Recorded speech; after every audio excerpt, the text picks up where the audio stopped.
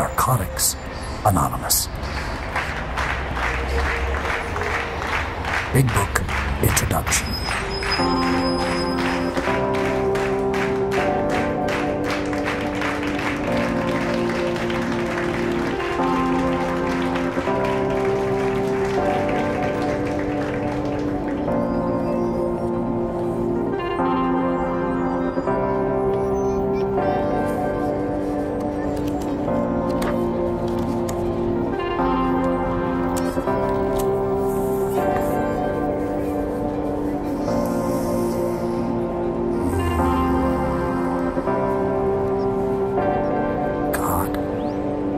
Grant us the serenity to accept the things we cannot change, the courage to change the things we can, and the wisdom to know the difference.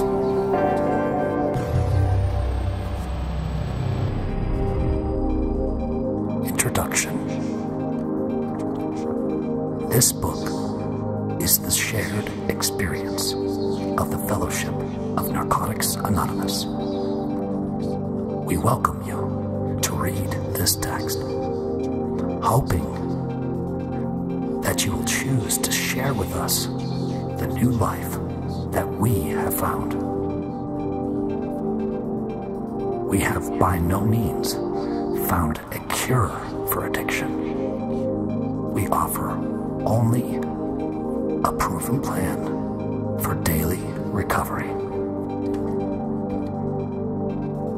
In NA, we follow a program adapted from Alcoholics Anonymous. More than 1 million people have recovered in AA. Most of them just as hopelessly addicted to alcohol as we were to drugs. We are grateful to the AA Fellowship for showing us the way to a new life. The 12 steps of Narcotics Anonymous, as adapted from AA, are the basis of our recovery program. We have only broadened their perspective. We follow the same path with a single exception. Our identification as addicts is all-inclusive with respect to any mood-changing, mind-altering substance. Alcoholism is too limited a term for us. Our problem is not a specific substance. It is a disease called addiction. We believe that as a fellowship, we have been guided by a greater consciousness and are grateful for the direction that has enabled us to build upon a proven program of recovery. We come to Narcotics Anonymous by various means and believe that our common denominator is that we failed to come to terms with our addiction. Because of a variety of addicts found within our fellowship, we approach the solution contained within this book in general terms. We pray that we have been searching and thorough, so that every addict who reads this volume will find the hope that we have found. Based on our experience, we believe that every addict, including the potential addict, suffers from an incurable disease of body, mind, and spirit. We were in a grip of a hopeless dilemma, the solution of which is spiritual in nature.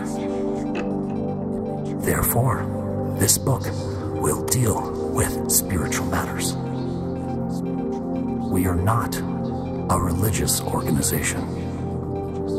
Our program is a set of spiritual principles through which we are recovering from a seemingly hopeless state of mind and body. Throughout the compiling of this work, we have prayed, God, grant us knowledge that we may write according to your divine precepts. Instill in us a sense of your purpose. Make us servants of your will. Grant us a bond of selflessness, that this may truly be your work, not ours, in order that no addict anywhere need die from the horrors of addiction. Everything that occurs in the course of NA service must be motivated by the desire to do more successfully,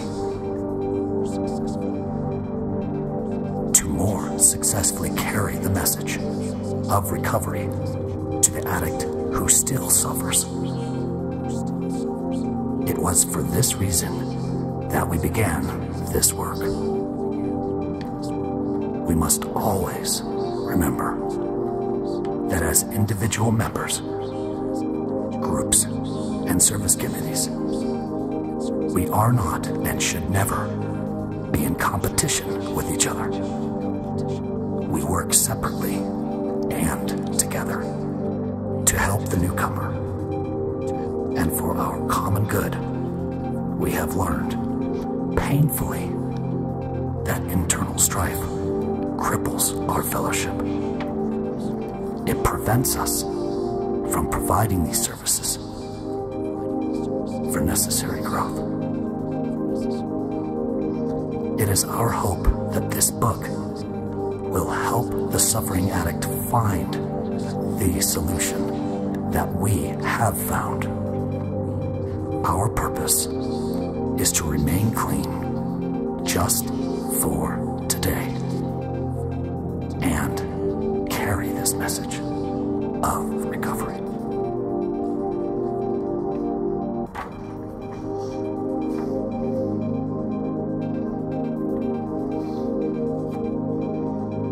Book 1,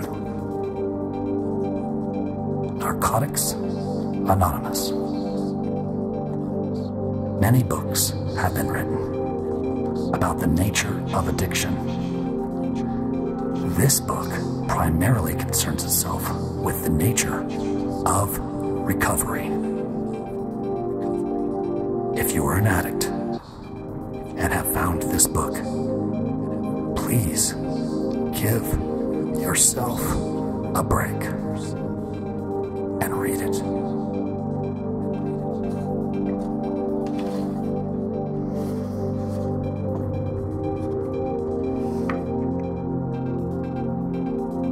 Chapter 1. Who is an addict? Most of us do not have to think twice about this question. We know. Our whole life and thinking was centered in drugs in one form or another. The getting and using and finding ways and means to get more. We lived to use and used to live. Very simply, an addict is a man or woman whose life is controlled by drugs. We are people in the grip of a continuing and progressive illness whose ends are always the same. Jails, institutions, and death.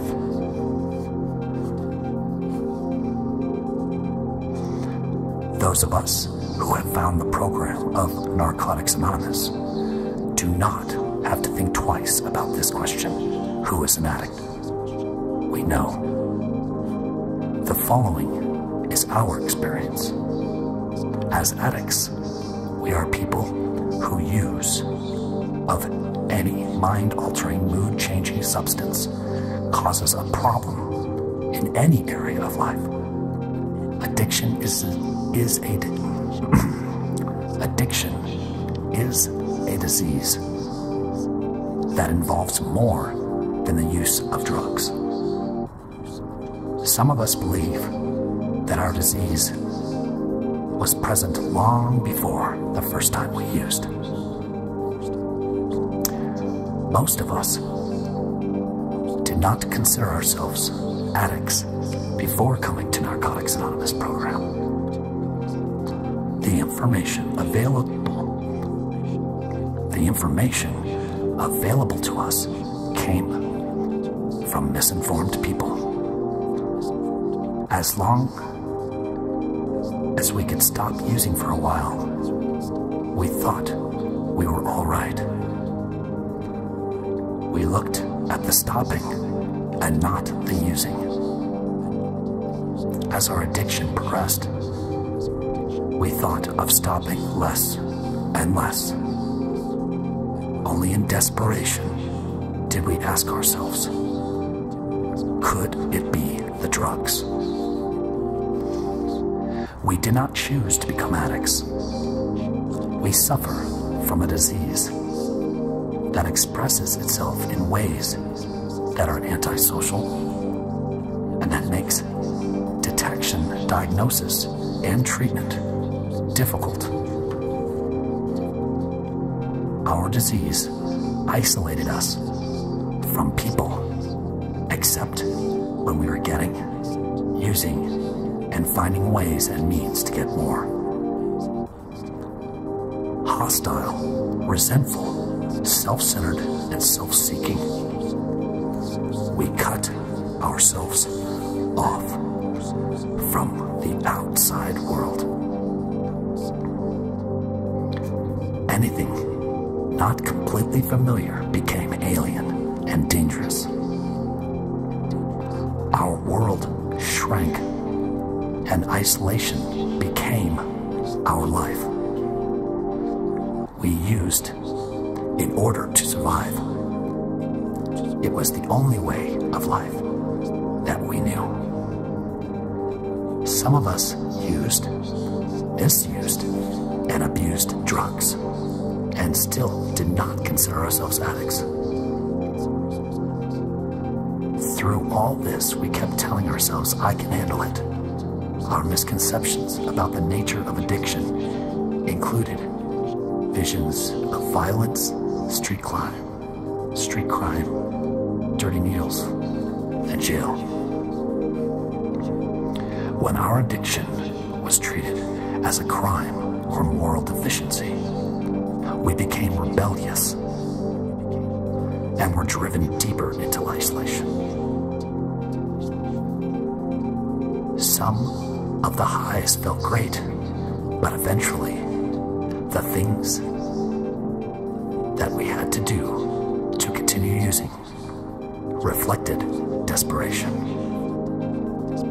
We were caught in the grip of our disease. We were forced to survive any way that we could. We manipulated people and tried to control everything around us. We lied, stole, cheated, and sold ourselves. We had to have drugs regardless of the cost. Failure and fear began to invade our lives. One aspect of our addiction was our inability to deal with life on life's terms. We tried drugs and combination of drugs to cope with a seemingly hostile world. We dreamed of finding a magic formula that would solve our ultimate problem, ourselves. The fact was that we could not use any mind-altering or mood-changing any substance, including marijuana and alcohol. Successfully, drugs ceased to make us feel good. At times, we were defensive about our addiction and justified our right to use, especially when we had legal prescriptions. We were proud of the sometimes illegal and often bizarre behavior that typified our using.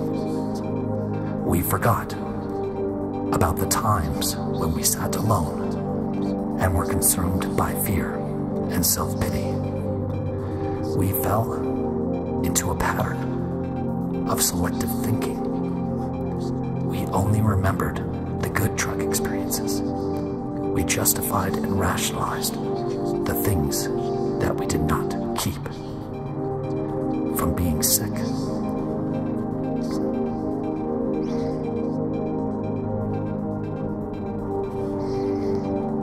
Or going crazy.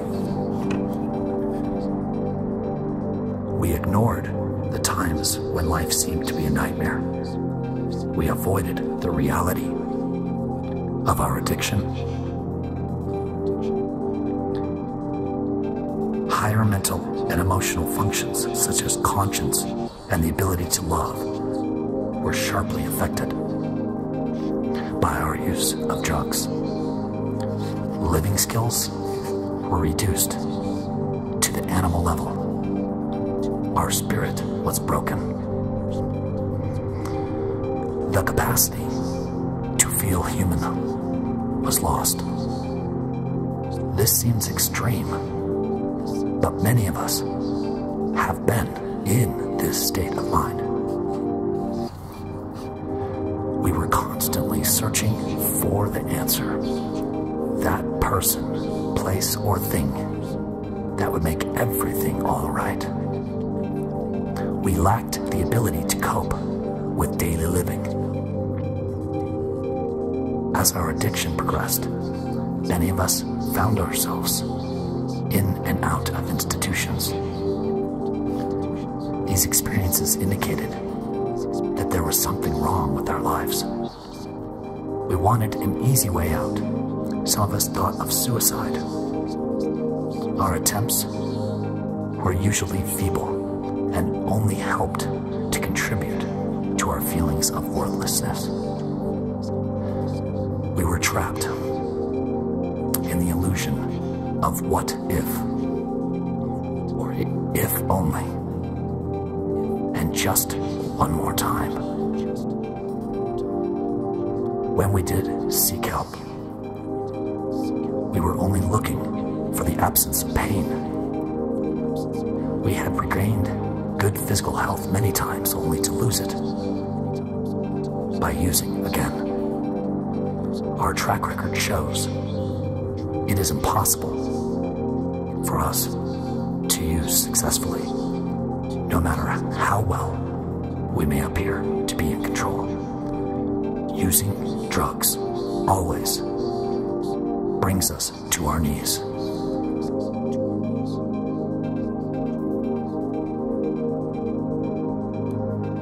Like other incurable diseases, addiction can be arrested.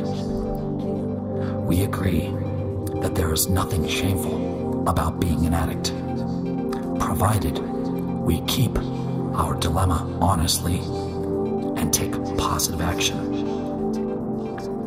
We are willing to admit without reservation that we are allergic to drugs. Common sense tells us that it would be insane to go back to the source of our allergy. Our experience indicates that medicine cannot cure our illness.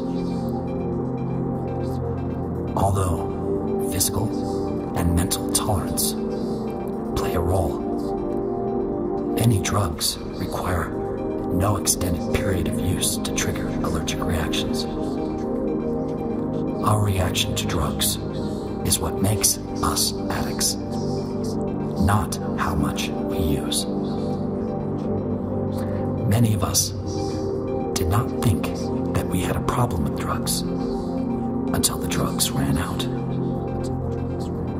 Even when others told us that we had a problem, we were convinced that we were right and the world was wrong. We used this belief to justify our self-destructive behavior.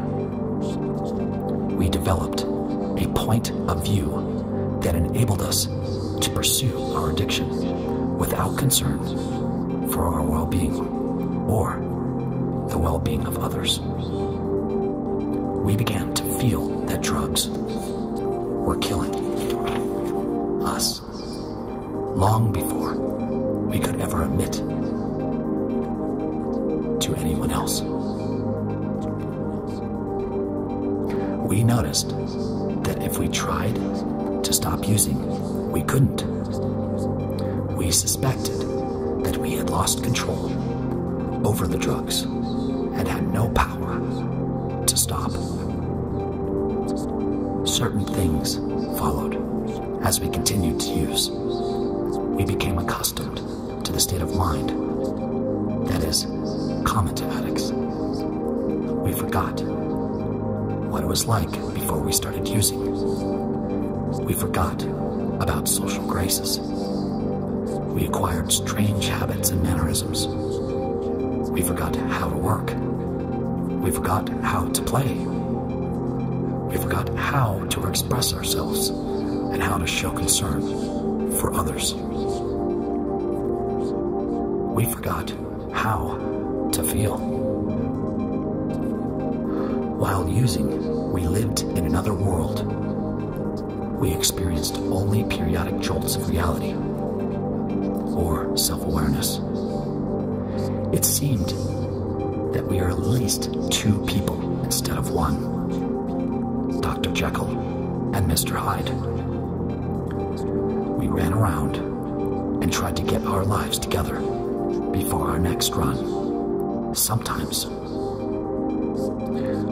we could do this very well, but later it was less important and more impossible. In the end, Dr. Jekyll died and Mr. Hyde took over.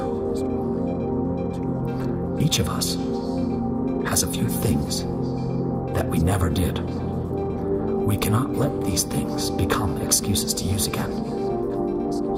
Some of us feel lonely because of the differences between us and other members. This feeling makes it difficult to give up old connections and old habits. We all have different tolerances for pain. Some addicts needed to go to greater extreme than others. Some of us found that we had enough when we realized we were getting high too often and affecting our daily lives. At first, we were using in a manner that seemed to be social, or at least controllable. We had little indication of the disaster that the future held for us. At some point, our using became uncontrollable, and antisocial. At some point, our using became uncontrollable and antisocial. This began when things were going well, and we were in situations that allowed us to use frequently. This was usually the end of the good times.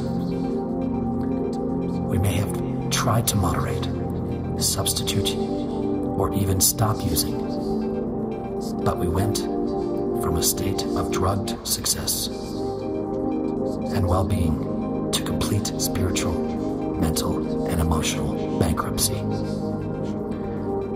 This rate of decline varies from addict to addict.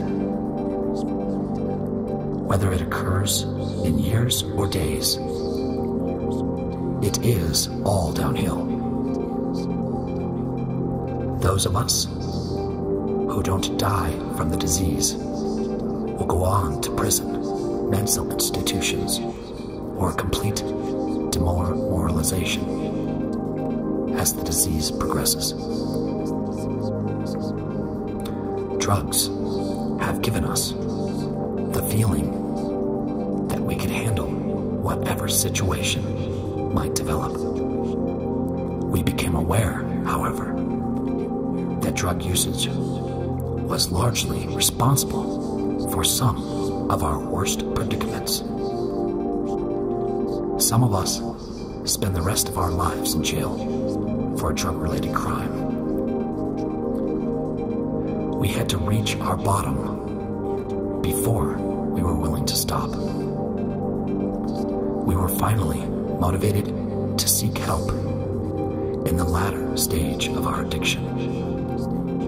Then it was easier for us to see the destruction, disaster, and delusion of our using. It was harder to deny our addiction when problems were staring us in the face. Some of us first saw the effects of addiction on the people closest to us. We were very dependent on them to carry us through life. We felt angry, disappointed, and hurt when they found other interests, friends, and loved ones.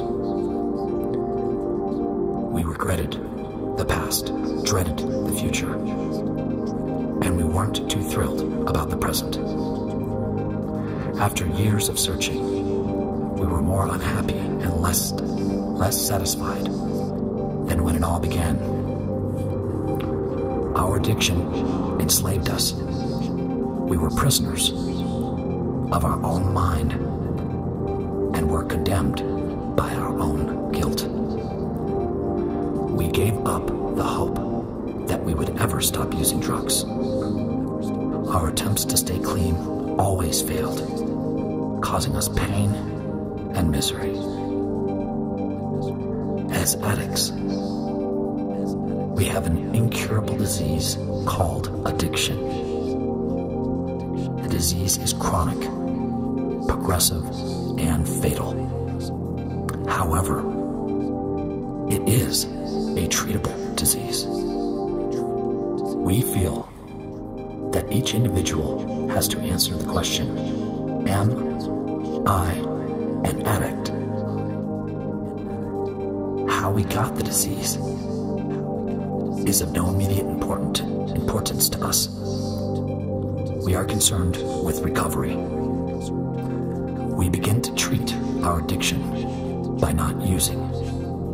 Many of us sought answers, but failed to find any workable solution until we found each other. Once we identify ourselves as addicts, help becomes possible. We can see a little of ourselves in every addict and see a little of them in us. This insight lets us help one another.